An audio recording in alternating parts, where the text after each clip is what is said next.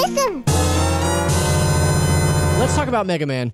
He's back after 8 long years of being away doing robot stuff. It's been a while since we've seen that Mega Boy. It's been 8 years? Yeah, now he's a Mega Man. It's been 8 years since Mega Man 10? He actually has a deep voice in this game. He's got a charming baritone. Long hair. Yeah, that was He's truly a Mega Man now. Sam, you did the review for us here at IGN. You gave the game a 7.5. That's halfway between good and great. It's almost great. It's good. It's almost great. Yeah, almost great. Tell us a little bit about what you thought about Mega Man.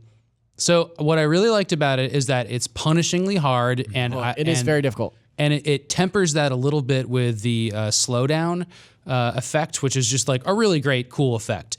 So I like that about it. I liked being like super challenged. And by the way, you guys are all playing it while there's a boss order out there, and people have kind of figured out some tricks to this game. But man, figuring out on your own makes it a lot harder, and I recommend doing that. Can you explain that to people who don't know Mega Man? The bosses being... Each boss has a weakness to another boss's weapon. And every time you beat a boss, you get their weapon. So you have to kind of figure out the order by which you do that, or else you're facing each boss. And I played on normal, which is the second hardest mode. There's also super hard, and then there's casual and like a really beginner or something. Yeah. Can I ask you what those modes change? Because I know in 10 it added basically platforms over the spikes. I was really hoping for that. Like it actually filled in blocks in 9. Does it just give you more health? Definitely in 10. Yeah, and this one it gives you more time to slow down. Interesting. And then it gives you more health and probably makes drops like that of the one-ups more common. Yeah. So there's that. What I don't like about it is I personally don't like the style. I think it's a really good effort to get it really near the kind of manga anime look of the Mega Man original like manuals and how like robots were drawn.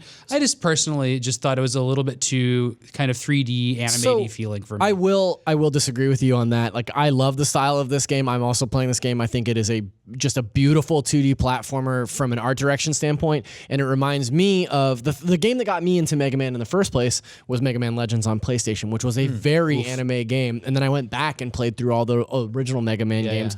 2 is still my favorite, but I really, really love the look of this game. I love the feel. Pear, you were talking about sort of precision platforming earlier, and to your point there, the speed up and the power up mechanics in this game allow you to slow down time as you're jumping to these other platforms. And there's areas like we were talking about earlier before the show, Sam, that you absolutely have to rely on that. Like you cannot make the jumps in a lot of these places unless you're utilizing speed up and speed down or power up. And that was something that was sort of steep on the learning curve for me, was adjusting to the idea of like switching that power up off and on and making sure that I was like things get very remembering to frustrating use it. if you don't use it.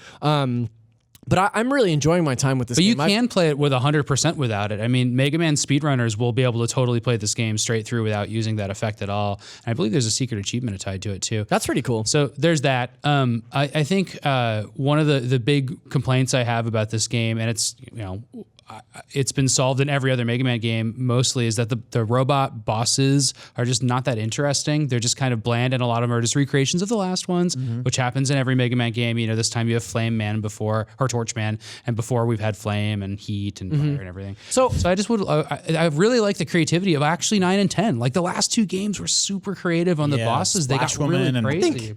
I think that's maybe a little bit of your retro bias creeping in there, which I totally understand, because I do feel like there are some bosses in this game, like Blockman, whatever, like his power is fine. He's actually my favorite. Is he really? Well, I'm not talking about the powers. I'm talking about the design of the characters. Sure. Like 8 has like really cool, giant Capcom designed robots, and they're just really neat. I don't know. This one is just like, they're very bland as robots, but the weapons are pretty cool. Can I ask you guys to quickly break down this new double gear system or whatever it is? Yeah, so that's what I was talking about. So there's speed up and power up on mapped to the left and right shoulder buttons in this game. So speed up is obviously like it slows down time. It allows you to do things like slide under. Whoever's or jump playing over this should enemies. be using it right now. Yes. And then power up, basically once you have boss's weapons, it allows you to magnify that power. So the standard Blockman, so that's speed up. But the standard Blockman weapon drops 4 blocks on an enemy throughout the course of the level. But if you power that up, it'll drop a bunch of blocks on it, like right there, boom. Yeah. That's a perfect example. And so is there a lot of sort of like meter management? Are you collecting icons? It's an overheat situation. Got it. You can only use it for so for- long before it allows And then you it to- charges back up? Oh, that's pretty rad. So it's not really based on finding power-ups like some of the old Mega Man No, stuff. and you never run out of it, so you can really, really carefully get through levels by doling that out. So Sam, just now in the footage, if you're watching this, we saw Mega Man drop a bunch of boxes from the ceiling and destroy an enemy with one hit. Is that just because we have this power at this point and some people might not have it? That's right. Actually, this boss is weak to that, and so a lot of elements of this boss's level can be solved by that. So there's a little bit of puzzle solving to that. But what this doesn't have, and people that like Mega Man X will remember this well, this doesn't have any kind of exploration or secrets or anything. You can't like get to cool areas because Who's playing this game? It's terrible, and they're missing all the collectibles. I and think it's at driving me E3. nuts. So I see. But if you want to watch us play it really well, we beat it on a live stream this week. Yeah, I and couldn't the whole believe thing that. is it's like an hour and 45 minutes. Sam, the sort of lack of secrets darting around each level is kind of evocative of the original games, right? Oh, for sure. But they did evolve and they did get more complex. So this is, you could call that a throwback, but like seriously, Zelda and Super Mario Brothers came out on the same system this did, and look where they're at now. Right. Look where they're at. So it's like, I respect Mega Man for what it is right now, but it's never going to be great unless it takes a big evolution leap. Now, it's good at what it's supposed to be doing, which is being Mega Man. And I like playing 2D Mario games as much as anybody, and those still exist. But like, what's an evolution of Mega Man that'd be really big? Well, Mega Man Legends, like bring back Mega Man Legends and make it part of this like AAA reimagining of old franchises, in that like Mega Man Legends was an RPG. Like every game now is an RPG. God of War is an RPG. Like that to me is the way you do a new Mega Man. Yeah, like, I totally agree. Yeah. This is actually what my biggest sort of like pushback at the visual style of this game from the jump was that I like it a lot, but it doesn't fit the tone of the 10 games before it. And so you maybe don't know you're getting a, kind of gussied up NES game here. Because you kind of that's are. fair.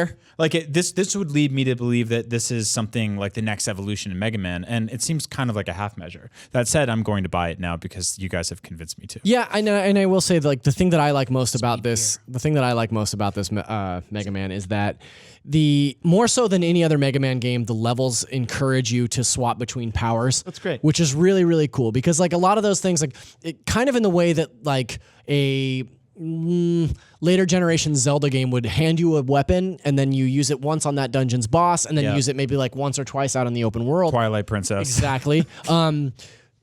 I've always felt that way about Mega Man games, in that like you use that weapon in that boss's level and then you use it to defeat that boss and then that's the end of it. But like here, you're really switching up weapons a lot, and I dig it. We're a little bit over time on Mega Man, but I did want to touch on one more thing, Sam.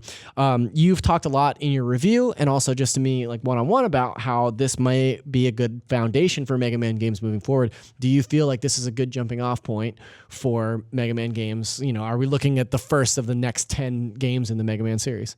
I mean, I think that it seems like we're going to get 10 very similar games if it's going to stay this way. And I mean, I think people will play them. There's a great Mega Man fan community out there. And I think they want, for the most part, this game, and more power to them. I completely encourage them to ask for more of these.